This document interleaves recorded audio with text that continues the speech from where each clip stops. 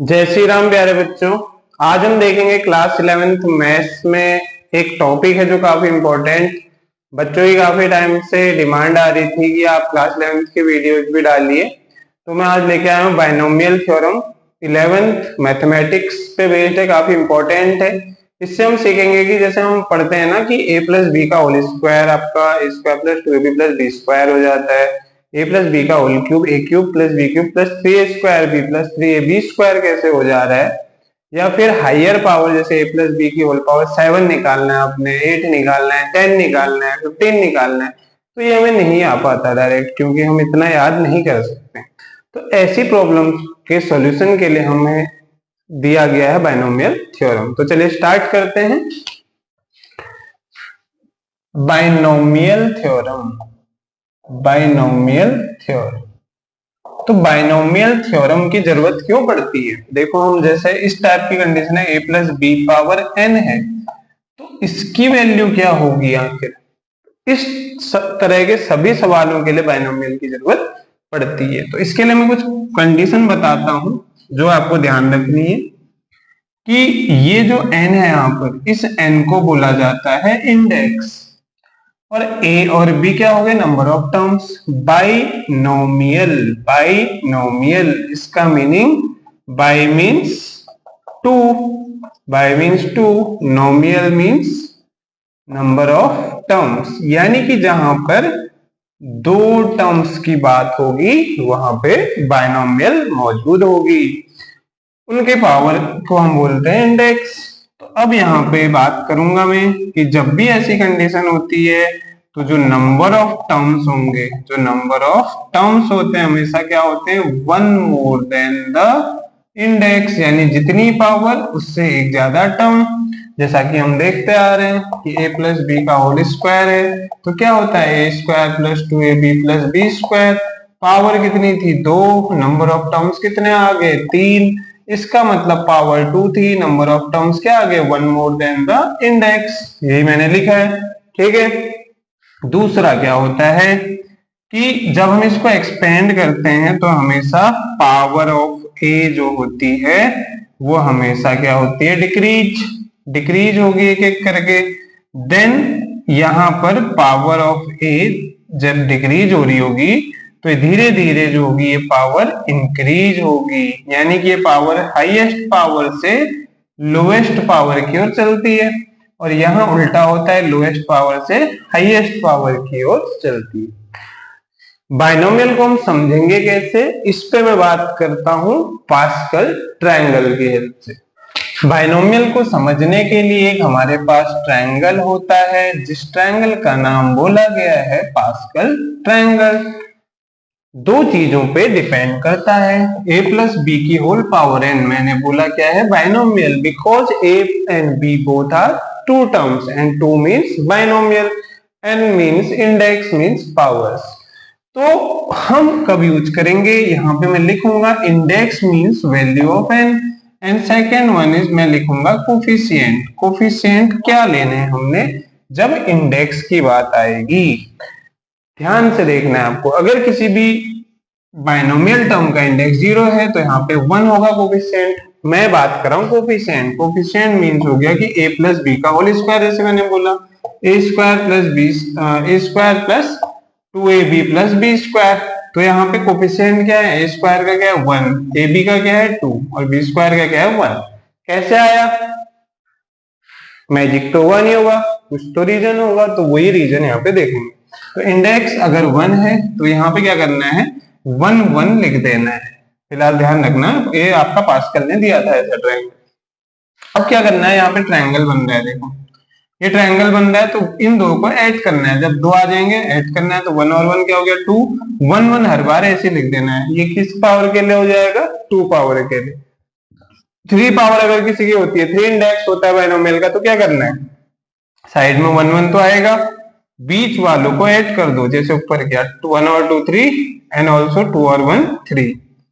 Again 3 और 1 4, 3 और 3 6, 3 और 1 4, एंड लास्ट में क्या लिख देना है? 1 1 कितनी पावर के लिए? 4 पावर के लिए। कुछ और डिस्कस करते हैं। 5 अगर इंडेक्स है तो क्या होगा, 4 और 1 कितना होगा 5, 4 और 6 कितना होगा 10, 6 और 4 कितना होगा 10, 4 और 1 कितना होगा 5 और लास्ट में क्या आ जाएगा 1 1। ठीक है, लास्ट में क्या आ जाएगा 1 1। नेक्स्ट अगर पावर 6 आ जाती है तो क्या होगा, ये 1 ऐसे रहेगा, 1 और 5 6, 5 और 10 हो गया 15, 10 और 10 हो गया 20, 10 और 5 हो गया 15, 5 और 1 हो गया 6 और लास्ट में 1। तो समझ आया ना, जैसे हम पढ़ते हैं a प्लस बी का होल क्यूब क्या होता है, तो हम पढ़ते हैं, हम फॉर्मूला याद कर लेते हैं कि a cube plus b cube और 3a square b plus 3ab square. लेकिन हमने कभी सोचा कि ये ऐसा ही क्यों आया, क्यों यहाँ पर 3 3 आया, तो ये पास्कल ट्रायंगल बताता है कि कोफिशिएंट जो है इस तरह से, सबसे पहले 0 पावर 1 आता है, देन 1 1 आ जाता है, नेक्स्ट में क्यों आता है, क्योंकि मैंने बोला था जितनी पावर है उससे एक ज्यादा टर्म आता है, तो 0 पावर है तो एक ही टर्म आया अकेले, 1 पावर है तो 2 टर्म आ गए, ये 2 टर्म के कोफिशिएंट है, 2 पावर है तो 3 टर्म आ गए, 3 टर्म के कोफिशिएंट देखो जैसे a square plus 2ab plus b square, 1 to 1 coefficient. और जब ये आ जाती है, इसको सही तरीका लिखने का ये होता है कि a cube plus 3a square b plus 3ab square plus b cube. Actual तरीका इस फॉर्मूले को लिखने का ये है, ना कि ये हम याद करने के लिए लिख लेते हैं, बुक्स में दे दिया जाता है हमें। तो ये आया कैसे, ये बायनोमियल बताती है। तो 3 पावर में क्या होता है कोफिशिएंट 1 3 3 1, देखो 1 3 3 1। यहाँ पे हमने क्या गौर करा, एक चीज गौर करने वाली है, देखो हर बार क्या हो रहा है, a की पावर हाईएस्ट हो रही है 3, इसको मैं ऐसे लिख सकता हूँ, b की पावर उस टाइम पे 0 हो रही है, देन अगली बार क्या हो रहा है, a की पावर एक कम हो जा रही है और b की पावर एक बढ़ जा रही है, अगली बार क्या हो रहा है, a की पावर एक और कम हो जा रही है और b की पावर एक और बढ़ जा रही है, और लास्ट में क्या हो रहा है, a की पावर पूरी 0 हो जा रही है और b की पावर हाईएस्ट हो जा रही है। तो यही तो मैंने बोला था बाइनोमियल में कि सबसे पहले वाला जो टर्म होता है उसकी पावर एक एक करके डिक्रीज होती है और कहां तक जाती है 0 तक, और सेकंड की पावर जो होती है 0 से शुरू होती है और कहां तक जाती है, जो हाईएस्ट पावर हमें दे रखी होगी, इसी को बाइनोमियल बोला जाता है। समझ आ गया। अब बाइनोमियल में होता क्या है, पास्कल ट्रायंगल का यूज करके मैं क्या लिख सकता हूं, देखो हमने एक फॉर्मूला पढ़ा था कॉम्बिनेशन में, nCr equal to n factorial और नीचे r factorial n n minus r factorial, ये हमारा कॉम्बिनेशन का फॉर्मूला होता है। Combination, permutation and combination chapter में कॉम्बिनेशन मतलब होता है selection of r objects from n objects, we take r objects from n objects. तो यही हम यहाँ पे भी वही कर रहे हैं, ध्यान से देखना। 1 को मैं क्या लिखूंगा, अगर पावर 0 है तो 0 सी 0 लिख दूंगा, इसका मतलब क्या है कि 0 हमारी टोटल पावर थी, 0 में से 0 हमने ले ली। अब आप बात करोगे कि यहाँ पे मैं अगर 0 रखूंगा तो ये टोटल 0 हो जाएगा, बिल्कुल नहीं होगा, क्योंकि 0 फैक्टोरियल क्या होता है 1 होता है। ठीक है, 1 को अगला केस क्या, पावर हाईएस्ट कितनी है 1, तो 1 में से मैं 0 पावर लूंगा पहले, तो इस 1 को मैं ऐसा भी लिख सकता हूँ, फिर हाईएस्ट पावर ले लूंगा, 1 में से 1 ले ली, तो मैं इसको 1c0 1c1 लिख सकता हूँ। क्यों बता रहा हूँ, भी समझ आएगा। इसमें हाईएस्ट पावर है 2 में से पहले 0 पावर लेंगे, यानी 2c0 की वैल्यू क्या आएगी 1 आएगी, 2c1 करूंगा, 2c1 की वैल्यू 2 आ रही होगी, 2c2 कर दूंगा, 2c2 यानी कि हमारा एनसीएन जो होता है, एनसीएन की वैल्यू हमेशा 1 आती है, आप निकाल सकते हो इस फॉर्मूले से। ठीक है, क्यों, यहाँ पे n factorial upon n factorial और n माइनस n 0 फैक्टोरियल, और कट जाएगा तो 1 बनेगा।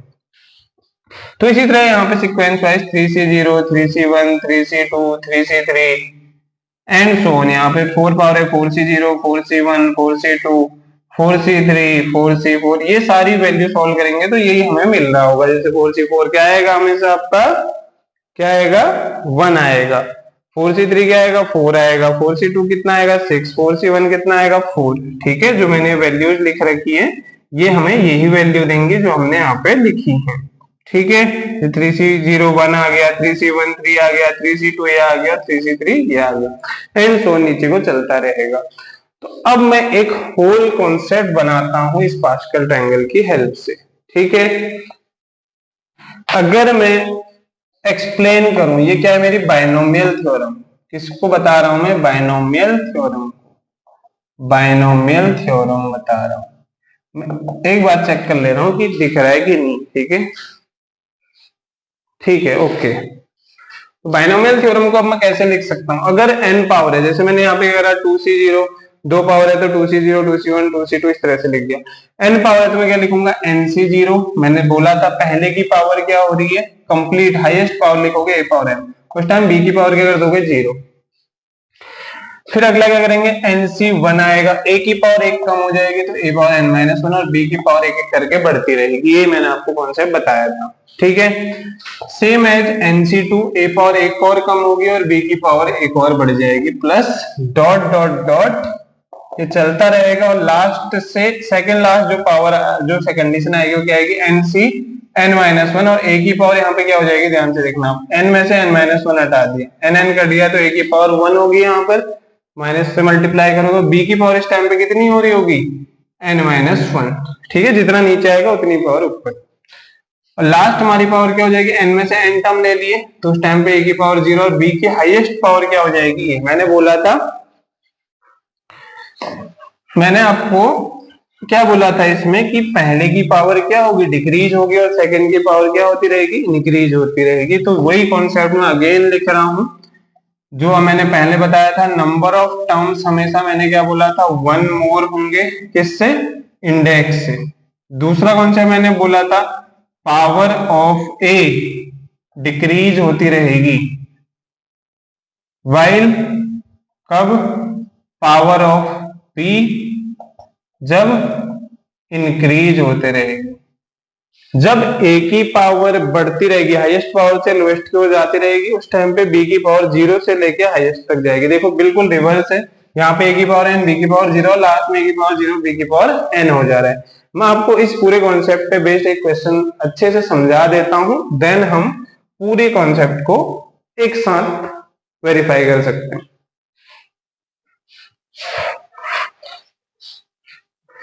रैंडम में उठा रहा हूं, जैसे a प्लस बी का होल स्क्वायर, आप कुछ भी ले सकते हो। तो मैं इस बाइनोमियल कॉन्सेप्ट से क्या करूंगा, सबसे पहले 2c0 लिखूंगा, a की हाईएस्ट पावर 2 लिखूंगा, b की पावर लिख दूंगा 0। नेक्स्ट 2c1 लिखूंगा, a की पावर 1 कम कर दूंगा, b की पावर 1 बढ़ा दूंगा। यही मैं कर रहा हूं देखो बाइनोमियल थ्योरम पे। देन मैं हाईएस्ट लेके चलूंगा, 2 में से मैंने 0 लिया, फिर 2 में से 1 लिया, 2 में से 2 के 2 ले लिए, और यहाँ क्या करूंगा, a की पावर 0 लिख दूंगा और b की पावर हाईएस्ट 2 लिख दूंगा। अभी मैंने आपको पास्कल ट्रायंगल में बताया था, और अगर आपको ऐसे नहीं आता तो आप 2c0 को ऐसे भी निकाल सकते हैं, एनसीआर वाले फॉर्मूले से, n फैक्टोरियल अपॉन r की जगह 0 और n माइनस r मतलब 2 माइनस 0।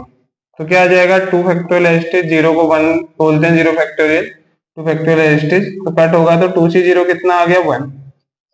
सेम ऐसे में 2c1 2c2 निकाल सकता हूँ, लेकिन आसान तरीका क्या, पास्कल ट्रायंगल मैंने जब बताया था कि जब 2 इंडेक्स होता है तो कोफिशिएंट क्या आ रहे थे, 1 to 1, अभी बताया था। और कैसे आ रहे थे भी बता रखा है मैंने पूरा आपको, एक बार आप थोड़ा बैक जाके वीडियो में जरूर देख लीजिएगा। तो मैं क्या लिखूंगा, 2c0 के क्या लिखूंगा, 1 a स्क्वायर, b पावर 0 1 हो जाएगा।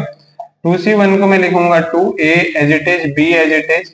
2c2 को मैं लिखूंगा 1 a पावर 0 1 b स्क्वायर। तो ये क्या हो जाएगा, a square plus 2ab plus b square. तो ये देखो हमारा क्या आ गया, a प्लस b का होल स्क्वायर आ गया। इसी तरह से आप एक प्लस 2 नंबर आपके पास टर्म होते हैं अगर, तो आप कितनी भी पावर को निकाल सकते हो सिंपली, या तो पास्कल ट्रायंगल की हेल्प से आप ये 2c0 इनकी वैल्यू निकाल लो, या फिर आप एनसीआर वाले फॉर्मूले से निकाल सकते हैं। मैं बाइनोमियल थ्योरम को एक शॉर्ट तरीके से कैसे लिखते हैं वो भी आपको समझाया।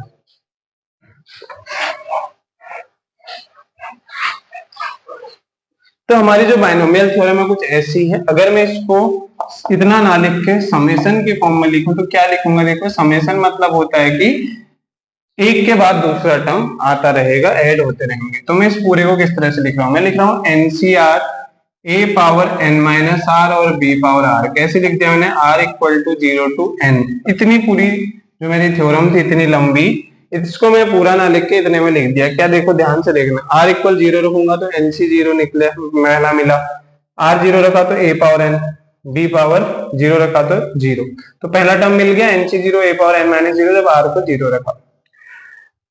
r को जब 1 रखा, बीच में समेशन साइन है, इसका मतलब बीच में प्लस आएगा। r अगर 1 रखा तो क्या होगा, nc1 a power n minus 1 और b पावर 1, ठीक है। फिर बीच में समेशन, ये हमारा समेशन का मतलब है कि प्लस प्लस आते रहेंगे आगे को। फिर मैं जब R2 रखता हूं तो क्या आएगा, NC2 a power n minus 2 b power 2 and so on चलता रहेगा। लास्ट में Rn रख रहा हूं, इसी में Rn रखा, NCn a power n minus 1 0 b power n। तो ये हमारी कंप्लीट है आज की बाइनोमियल थ्योरम।